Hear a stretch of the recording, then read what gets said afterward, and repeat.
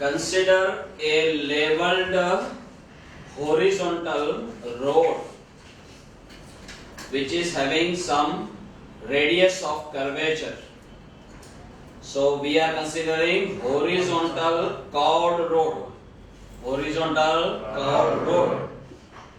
Then you may have a question, what type that road must be? I am showing you that road. It is this. Can you understand? Correct?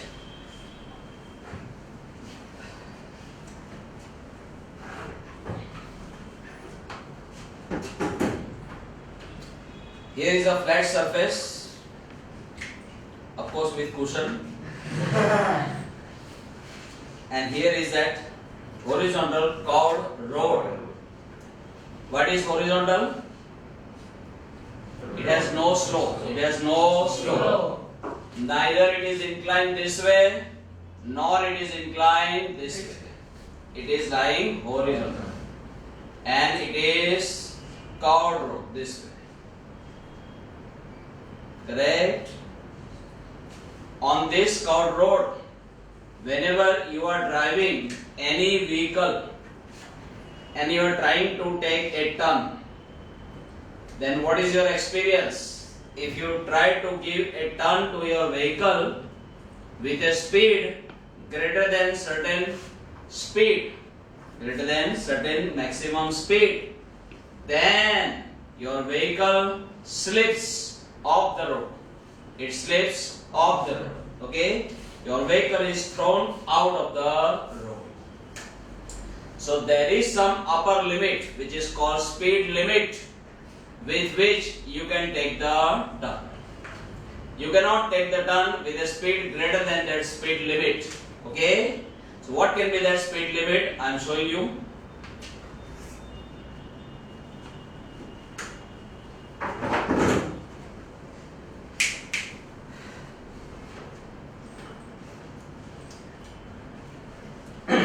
Look, first of all, I have shown here some part of that horizontal curved road surface. I have taken cross section, and some vehicle including passengers, suppose total mass is m. If mass is m, what is downward gravitational force? M into g. This is force of action provided by vehicle on the road surface in a direction perpendicular to road surface. Correct? This force of action. Force of action. Then according to Newton's third law, an equal but opposite force of reaction will be provided by road surface onto this vehicle. Sure? Then that perpendicular force of reaction is called normal force, shown by symbol N. You know, action and reaction are equal in magnitude. So N must be equal to mg. N must be equal to mg. Correct? Now look. Consider this curved road surface which is horizontal and its radius of curvature I take small r. Radius of curvature as small r.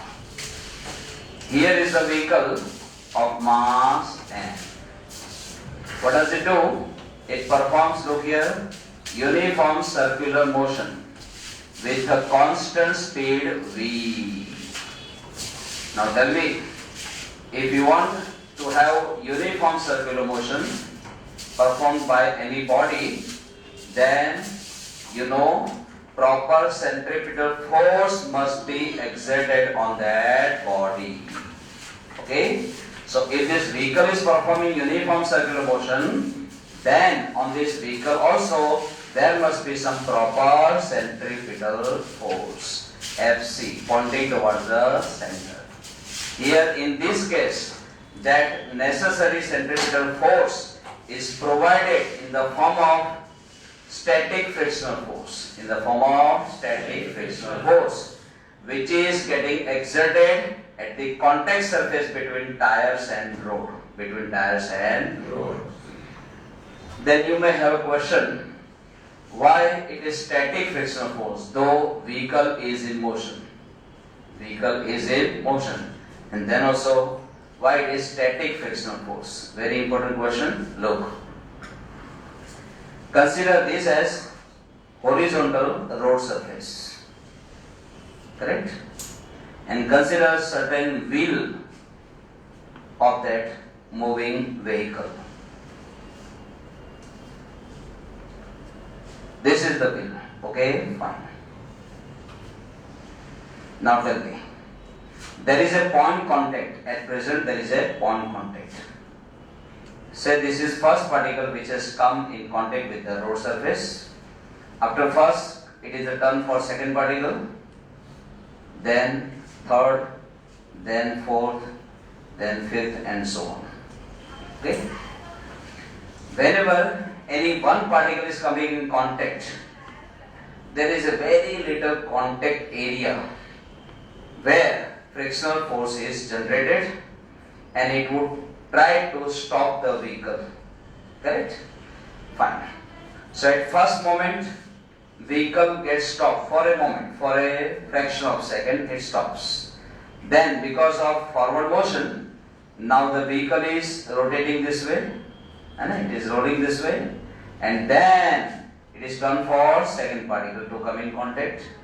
Then vehicle will move slightly forward, then it is turned for third particle, then fourth, then fifth, and so on. Every particle is coming in contact just for a moment, just for a moment. So first moment, vehicle stops for a moment. Second moment, it comes in motion. Third moment, it stops. Fourth moment, it comes in motion. Fifth moment, comes to rest. Sixth moment, it comes in motion.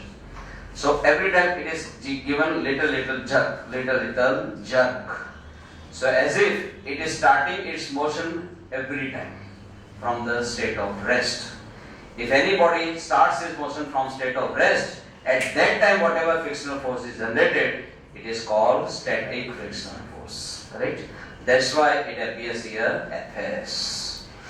Now tell me, centripetal force is provided in terms of common static frictional force, in the form of static frictional force. So Fc is right now Fs. What is centripetal force formula? mv square upon r. Say mv square upon r. Come on, that equals to Fs. I want maximum safe speed, so instead of V I am writing V maximum. Then here also instead of Fs, what should I write? Fs maximum. mv maximum square upon r as it is. Don't you know laws of static friction? Yes. Laws of static friction, last time we had studied. Fs maximum is mu s into n. Is mu s into n. Mu s into n. Mu s into n is how much? N is mg. N is mg. M and m will cancel. Find out V maximum square. It is Rg mu s. Rg mu s. Take square root on both the sides. So here V maximum equals to under root of Rg mu s. What is our radius of curvature of curved road surface? What is the acceleration due to gravity? What is mu s? Coefficient of static friction. Okay. Suppose you are given all these values. Okay. You may put them and then you may find out V maximum. Suppose it comes out to be, say, 25 km per hour. Suppose how much? 25 km per hour. But suppose it is not the city area, it is highway. On highway, generally the truck drivers, they are very much in hurry to drive their vehicles as fast as possible. So what do? Even at the turning also, they don't slow down their vehicle as per the requirement. They keep high speed only during the turning also. So at that time, that speed while taking turn, if it is greater than this, then the vehicle will be thrown out of the road because of insufficient frictional force. Correct? Then what you should do? You should provide safety to them. If you want that even they try to take the turn even with high speed, then also no accident should take place. If you want that, then the speed limit should be enhanced. Speed limit should be increased. Suppose instead of 25 km per hour, you want to raise it to say 75 km per hour. Correct? Then what is the way? What is the remedy? What is the solution for that? I am showing you. Instead of keeping the road surface leveled, horizontal, you should make it inclined at proper angle. And the angle of inclination, theta, should be decided from one formula I am showing you. But that inclination should be given towards the inner edge of the road, towards the inner edge of the road. So if the curvature is like this, right, like this. Suppose one road is straight this way, another road is straight this way, there is a curvature here, correct? Then here at this turning, come on, the road surface should be made inclined this way. Inner edge should be lowered and outer edge should be raised. So there should be a slope like this.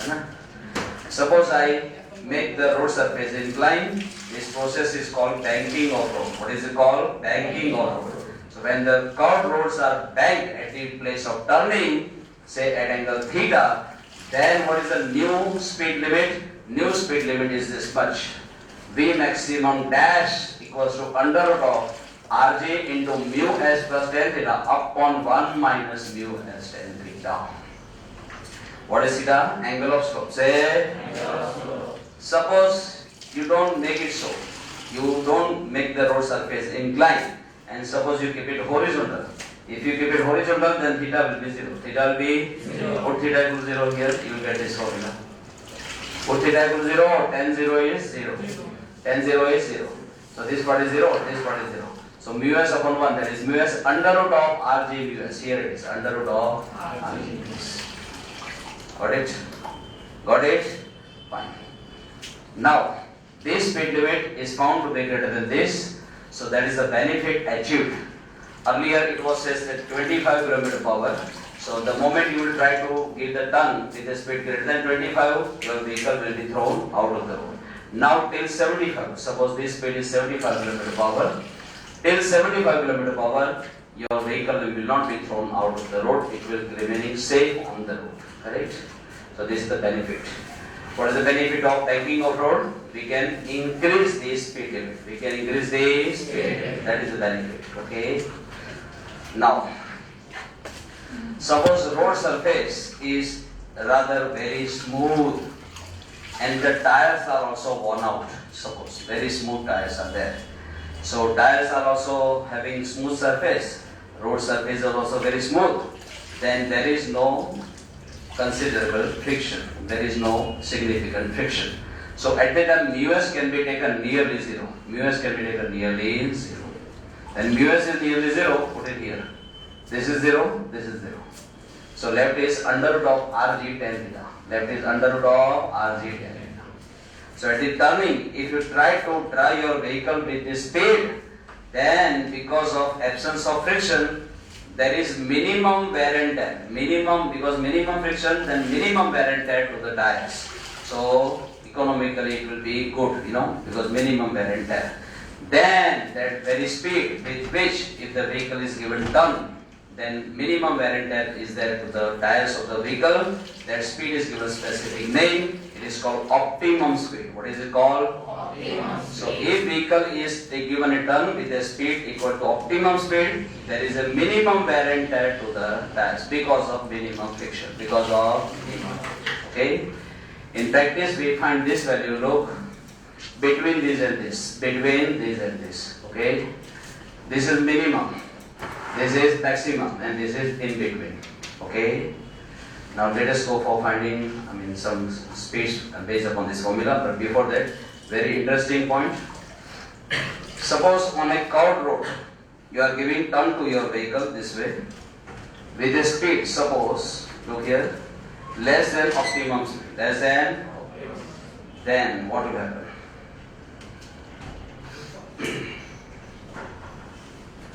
Just imagine yourself in the car. You are driving the car with a low speed. Slowly you are taking the turn. Correct? Not applying the brakes, but slowly. On a bank road, your vehicle will slip on the bottom side, this way. This vehicle, while going this way, it will be coming down also. So motion is performed towards the bottom of the slope. If motion is performed this way, if the vehicle slides this way, there will be frictional force in just opposite direction. That is towards the upper edge of the slope.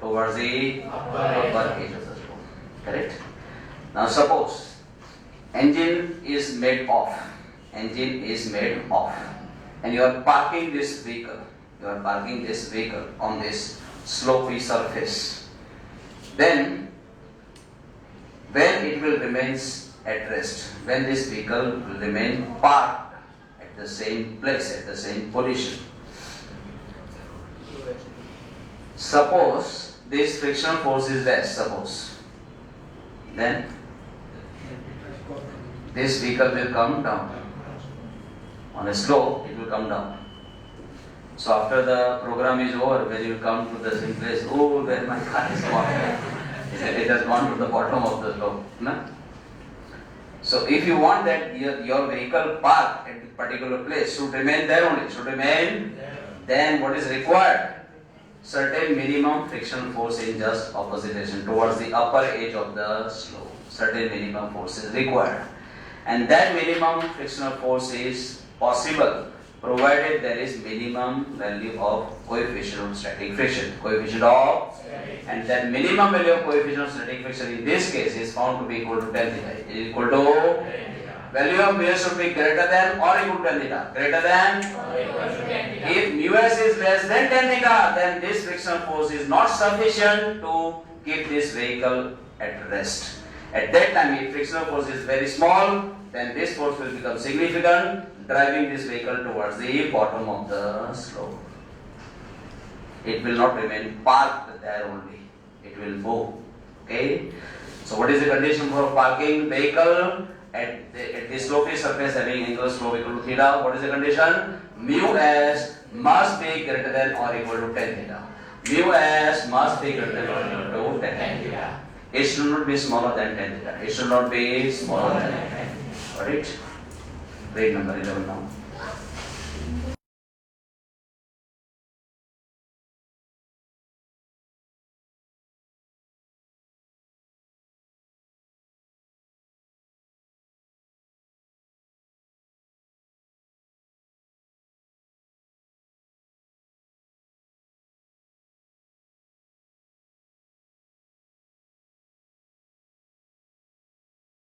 Here is horizontal frictionless tabletop. Horizontal frictionless tabletop. At the center we have one hole through which one string is passed. At one end, which is lying on the tabletop, we have tied a body of mass small m. On the lower end, which has been passed through the hole here, a block of mass capital M is tied. What is given to us? That this body is performing uniform circular motion on a circle of radius r with constant speed v. Then, what should be the condition for this block to remain here only, steadily suspended in air? What is the condition? Condition I am showing you. I told you in any string which is stretched under proper tension, what is the type of tension forces? They are produced at the two endpoints, equal in magnitude and pointing towards each other. Opposite in direction, that is true, but pointing towards, not pointing away from each other. Okay? So these tension forces are produced in this part of the string at these two endpoints, equal in magnitude, pointing towards each other. Here also, for this part of the string also, equal in magnitude, pointing towards each other, produced at the two endpoints. If a body of mass capital M is there, remaining under equilibrium, what is the gravitational force? Downward, mg, say.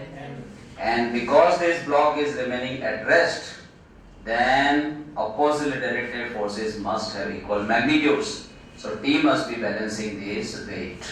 So T must be balancing this weight, T equals to mg. Here, this is the force pointing towards the center of the circular path. It is called centripetal force.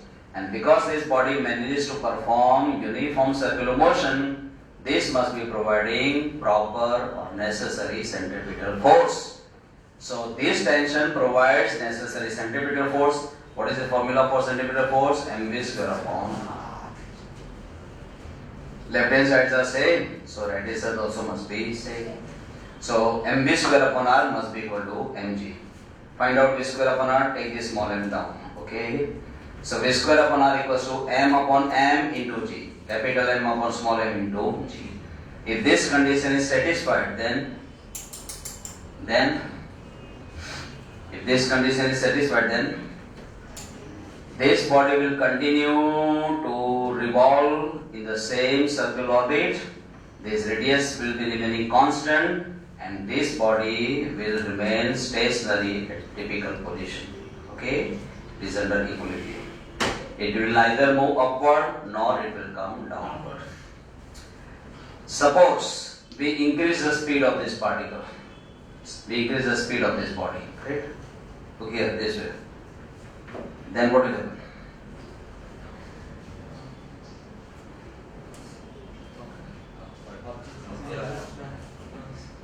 If you increase the speed, then see, capital M is constant, small m is constant, g is also constant.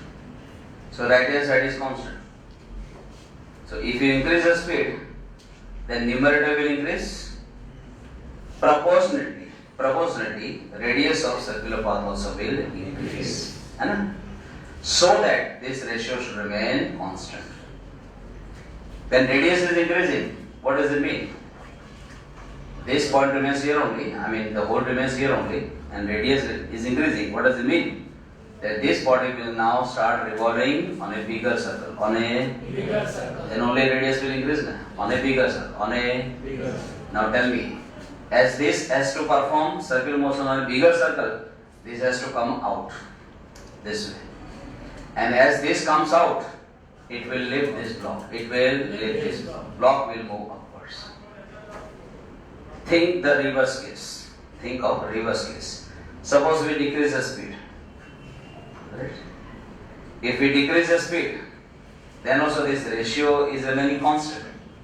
So when this will decrease, then this radius also will decrease. Then only this left hand side will remain constant, then only this right hand side will remain constant. So if radius is decreasing, meaning that this body will move inward this way.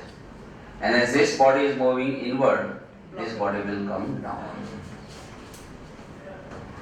And if you want that no, neither radius should increase nor radius should decrease, radius should be kept constant, then the proper speed should be given to this particle. The moment you change the speed, then radius will change. If the speed is remaining constant, which can satisfy this condition, then radius also will remain constant. Interesting? Next, wait. This speed they are given 5 meter per second. This radius of curvature they are given 2 meter. Capital M we want, small m they are given 10 kilogram, G value 10 meter per second square. Capital M you can find out from here 12.5 kg. 12.5 kg. Next.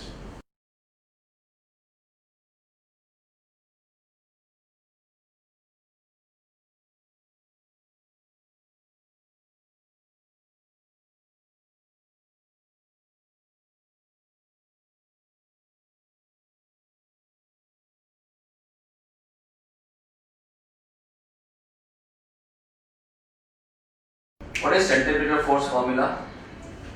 mv square upon r. Do you know relationship between linear speed and angular speed?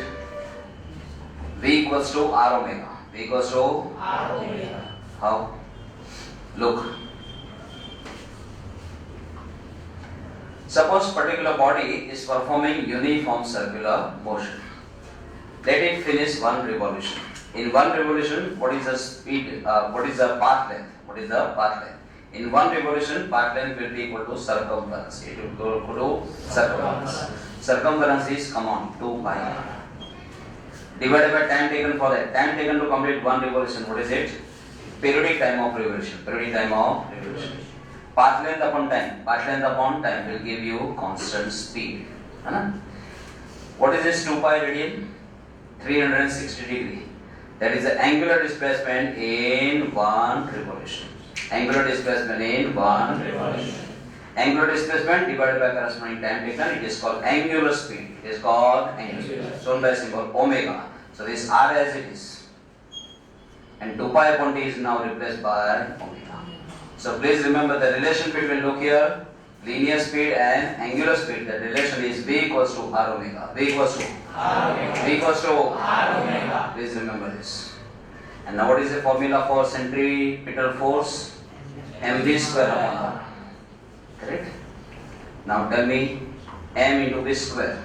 V square, it will be R square omega square. V square equals to R square. V square is, look here, R square omega square upon R. So 1 R is getting cancelled. What is left now? M omega square R. Everybody? M omega square. Here it is. M omega square R. M omega square R. Please remember this as another formula for centripetal force. Now, there is one disc on which there are two coins. Disc is rotating with constant angular speed. Then they have asked which coin will remain on the disc and which coin will be thrown out of the disc. We have to find out. What is that force which keeps the body on the circular track? That is coefficient, that is static friction force. That is static friction force. Okay?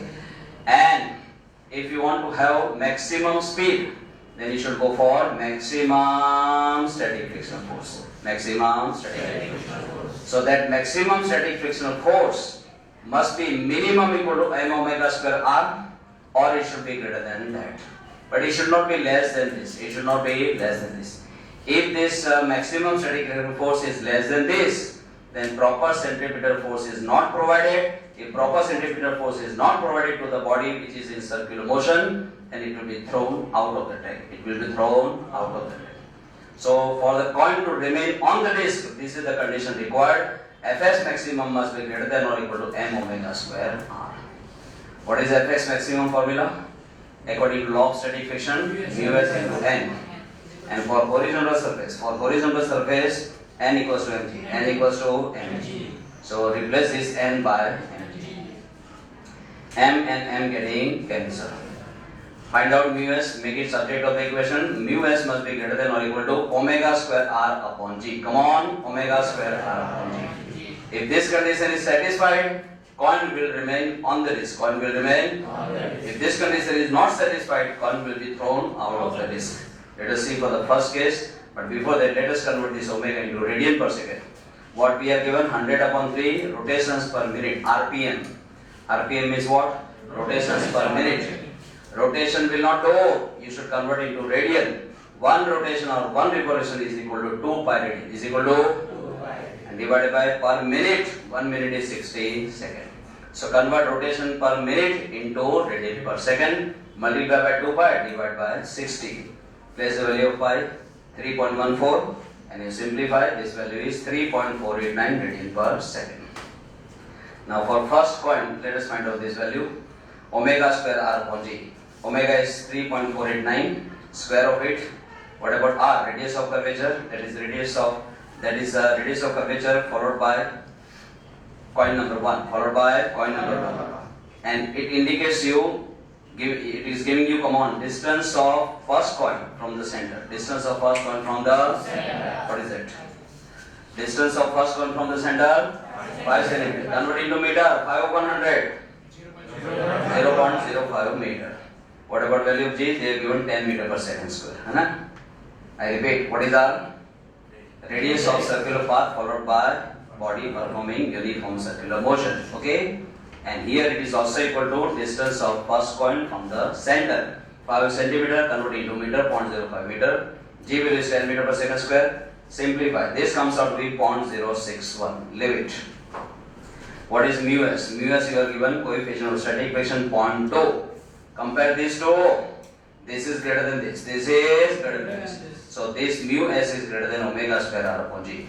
Because mu s is greater than omega square r upon g, you can say this condition is satisfied. And if this condition is satisfied, then first coin would remain on the disc. Let us find out the same thing for second coin now. Come on, for second coin, omega square r upon g. Let us find out value of omega 3.489. It's a square. What about R? Now it is giving you distance of second point from the center, and it is 25 centimeter. 25 centimeter. Convert into meter. 25 per 100. 0.25 meter. G value is 10 meter per second square. This answer is 0.305. Leave it. Mu(s) is still 0.2 only. And now compare these two. Arey Baba, 0.2 is smaller than this, so mu(s) is smaller than this. Mu(s) is smaller than omega square R upon G. If this is smaller than this, means this condition is not satisfied. This condition is meaning that my second coin will be thrown out of the disk. That's what I have written here. Second coin would be thrown outside from the disk. Next.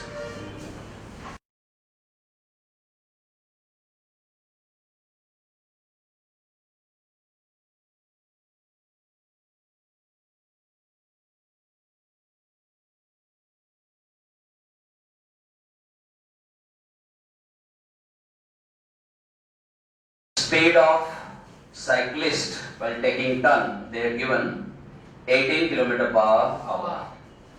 Kilometer per hour, if you want to convert into meter per second, you should multiply by 5, divide by 18. 18 will cancel, come on, 5 meter per second. You know how I multiply by 5 upon 80?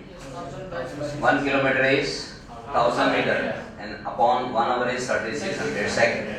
So 1000 upon 3600, 1000 upon 2 zeros will get cancelled. 10 upon 36, 10 upon divide by 2, 5 upon 80, 5 upon 80. Now, V maximum on a horizontal curved road surface. What is V maximum safe speed? What is the speed limit? Under root of Rg mu(s). Same formula. Under root of Rg mu(s). Come on. What is radius of curvature? 3 meter. G value 9.8 meter per second square. Mu as they given 0.1. This answer is 1.714 meter per second. What do you mean by V maximum?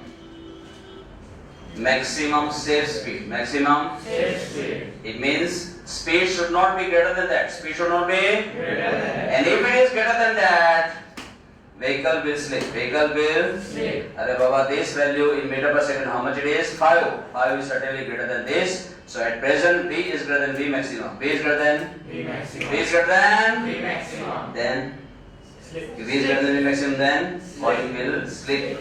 Not coin. Here, cyclist. Cyclist will slip off the road. Slip off the road. That's what I written here. Cyclist would slip towards outer edge of the road. Towards outer edge. Next.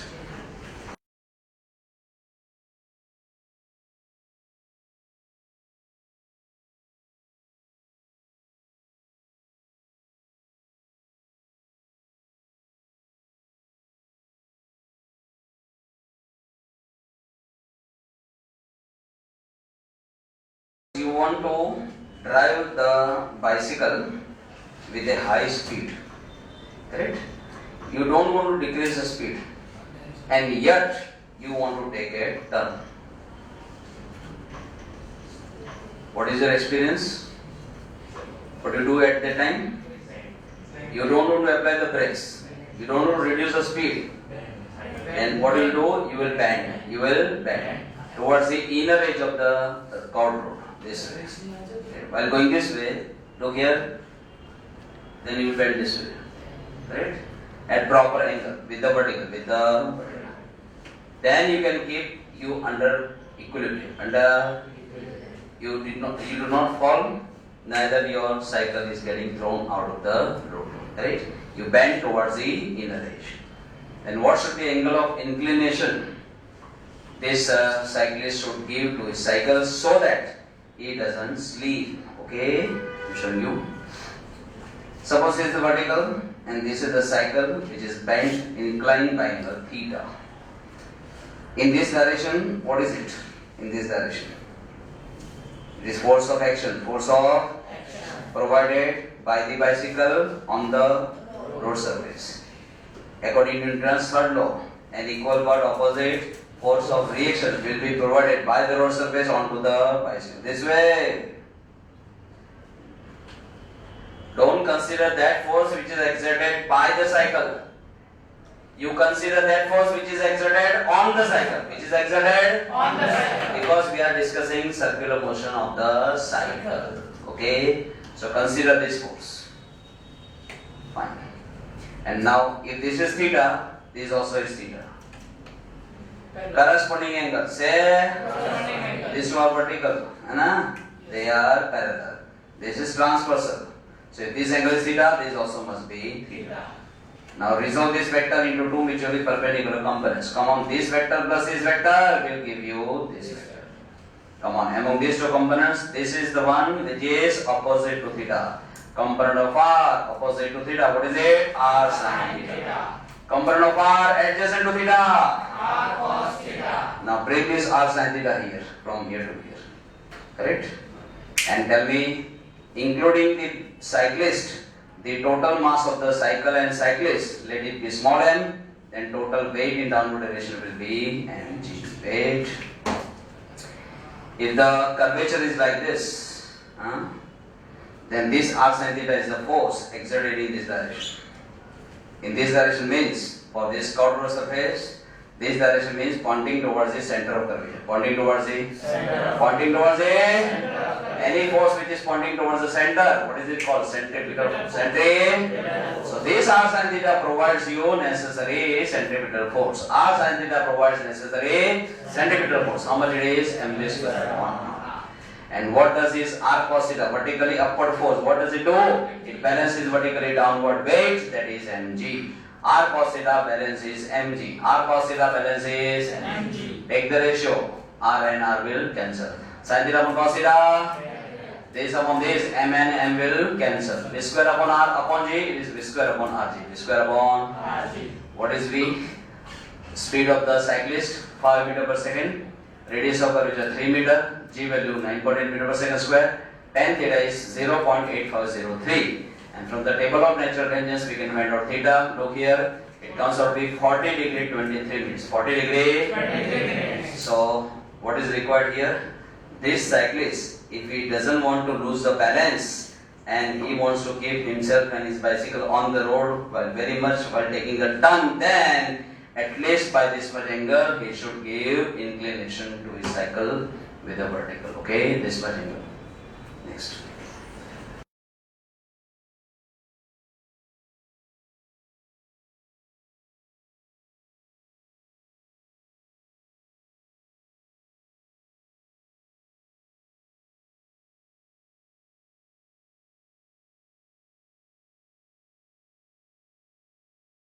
Speed by formula under root of rg tan theta. Rg tan theta. Optimum speed, here it is. Optimum speed VO under root of rg tan theta. Radius of curvature 300 meter. G value 940 meter per second square. Theta they have given angle of slope 15 degree. Tangent of 15 degree is 0.2679. Simplify. Answer is 28.1 meter per second. Now, if the same surface has friction, then what is the maximum safe speed? It is given by this formula. V maximum dash equals to under root of rg into bracket mu s plus tan theta upon 1 minus mu s into tan theta. Put all the values like this only, except mu s. Mu s is additional value. R, g and theta you know, you can just put them here. What about mu s? They are given now additionally 0.2. Say mu s is 0.2. Mu s is 0.2. Simplify, this value comes out to be 38.1 meter per second. Here they have not asked this V maximum. They have not asked it, okay? But if you place R equal to how much? 300 meter. R equals to 300 meter. G value 9.8. Mu s suppose 0.2. And here 0.2. Then if you simplify, it comes out to be 24.24. 24. I told you, this is the value which is in between these two, no? Between these two, okay? This is minimum, this is maximum, and this is moderate, in between.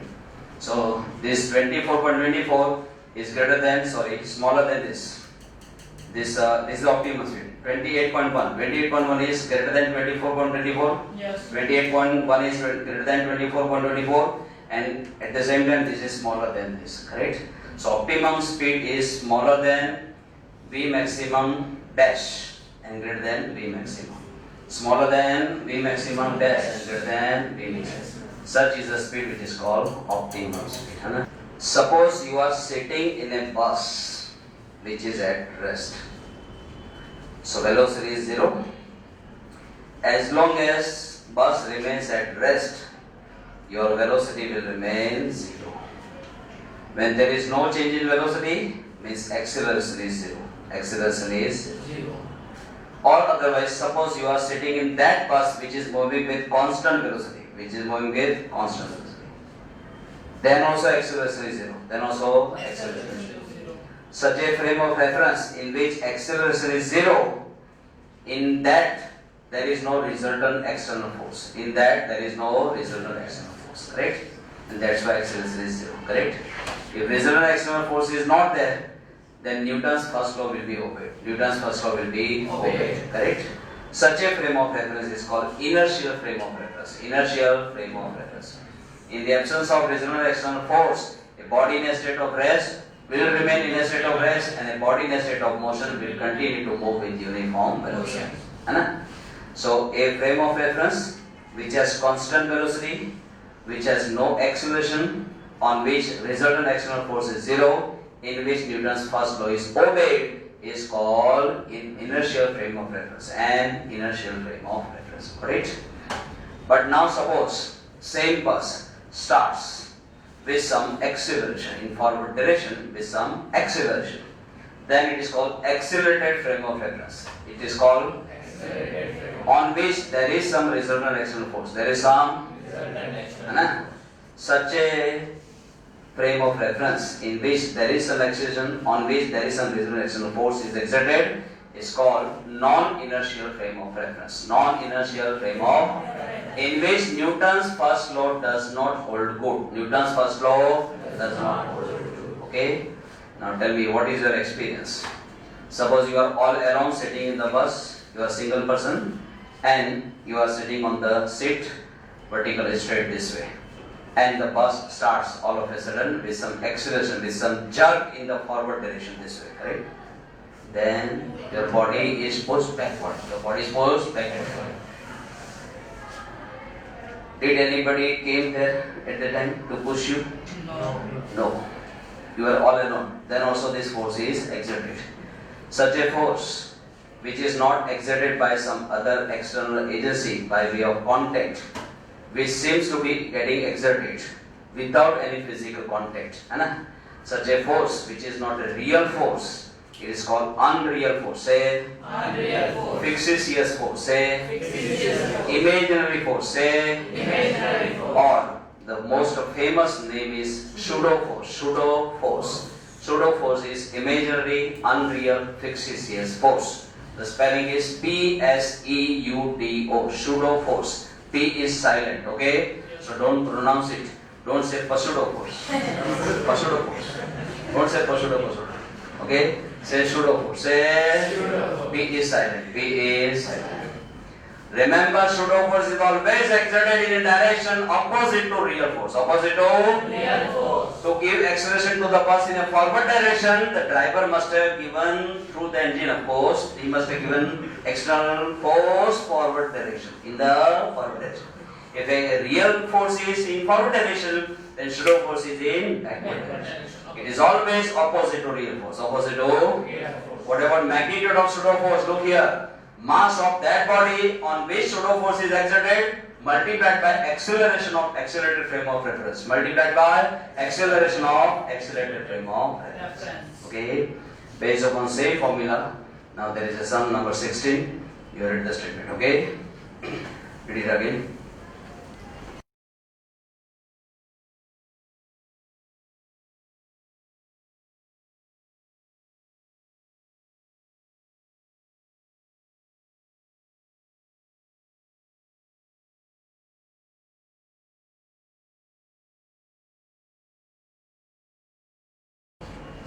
Here is a lift, or sometimes we call it elevator. What do we call it? Elevator. Whether elevator is at rest or is moving vertically upward with some acceleration, or it is moving vertically downwards with some acceleration, irrespective of every condition, the person inside the elevator will have same weight every time, by magnitude also, by direction also. Weight of this person, it is always downward, vertically downwards, and it is mg. M is the mass of that person. Now that person is standing at rest on the spring balance, Spring balance indicates the weight. Okay. At present, when the lift is at rest, the spring balance would exactly indicate the same weight whatever that person has. Okay. But now this lift is given. Come on. Given vertically upward motion with acceleration how much? 2 meter per second square. To give the acceleration vertically upwards, look here. The real force also must be exerted vertically upwards through the cable. If real force is vertically upwards, very pseudo force vertically opposite to real force. That's what I have done here. Look, this is pseudo force. What is formula for pseudo force? Mass into acceleration.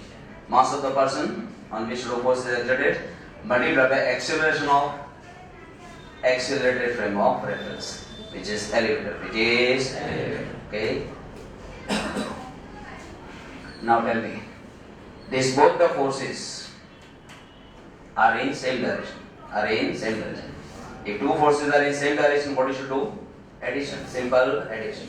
So resultant force exerted on this person will be this plus this. So it is mg plus m into ap.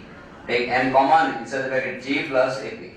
What is m value? Mass of the person 60 kg, g value 10 meter per second square, acceleration of accelerated frame of reference. Right now acceleration of elevator, they again vertically upward by magnitude 2 meter per second square. 10 plus 2, 12 into 60, 720 Newton. Okay. But this is the answer only in the first case. What about number 2? Tell me everybody. Same diagram but with few changes. You will show this acceleration, come on, downwards. Say, then real force is downwards. Pseudo force will be upwards. So this m into ap you will revert. Okay, you will change this direction, you will show it vertically upward. And then resultant force will be mg minus m into ap. So come on, mg minus m into ap. Take m common inside bracket, g minus ap. G instead of plus, now it will be minus. Correct? So it is 10 minus 2, 8 into 60, 480 Newton. Okay? Is it there in the textbook? Yes, sir. Correct? Now what is the third possibility? Rope or the cable is broken. Right? Rope or cable is getting. Now tell me. From multi-story building, the lift is coming downwards, and at the time cable is broken, then the lift will fall freely. So it is acceleration vertically downwards equal to g. Tell me, if real force is vertically downward, then pseudo force must be vertically upward. So you will show vertically upward pseudo force. But you write not m into ap, you write m into g. M into g, because now the acceleration is equal to g. So come on, mg minus mg. Say mg minus mg. Weight of the person is vertically downwards and pseudo force is vertically upwards. Same force, equal in magnitude, opposite in direction. Mg minus mg, 0. Mg minus mg, 0. So this person will experience as if his body does not carry any weight. 0 weight. Resultant weight is 0. This is the condition called condition of weightlessness. Condition of weightlessness. Tell me, will the person remain in contact with this balance, floor balance? No. At that time, he will not remain in contact with this floor balance. His body is lifted up. He will be somewhere between ceiling and the bottom, or his head may strike with the ceiling. His head may strike with the ceiling, or it will be somewhere between ceiling and the bottom. Okay?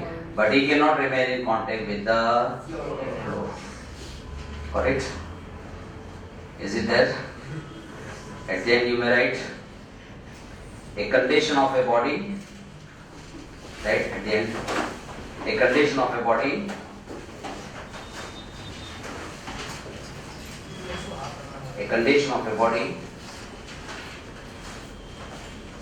in which resultant weight becomes 0